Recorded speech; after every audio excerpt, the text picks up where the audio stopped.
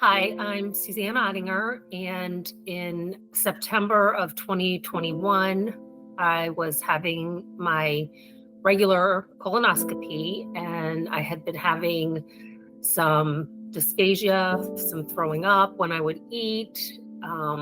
I'd had a lot of pain when would eat, and that had been going on off and on for a couple years.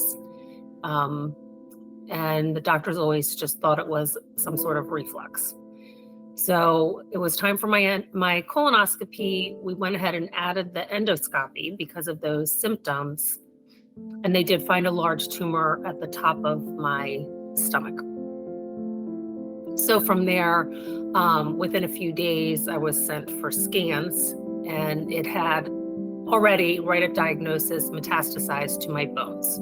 So I was diagnosed with stage 4 gastric cancer, September of 2021. And they did do biopsies on my tumor. And at that time, they looked for HER2 and PD-L1. I was HER2 negative and PD-L positive with a score of 10. My treatment started immediately after my diagnosis, October of 2021. I had 6 months of Folfox and Opdivo and Xgeva. I had a great response, but the oxaliplatin becomes too toxic for everybody, so that gets dropped. So for then a year, I had 5-FU, Opdivo, and Xgeva. And I did so well that we took a break from the chemo, and I took a little bit too long of a break, and I did have a recurrence in my bones. So I went back on the chemo.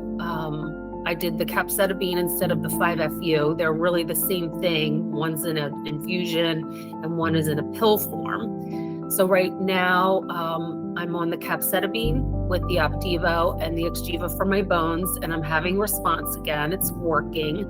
My symptoms are gone, really. I feel great.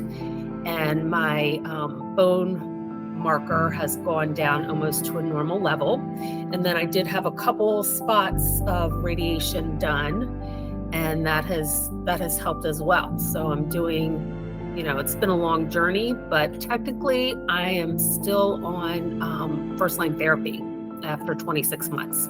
So I'm very, very blessed. There's no way that you're going to be cured from chemotherapy.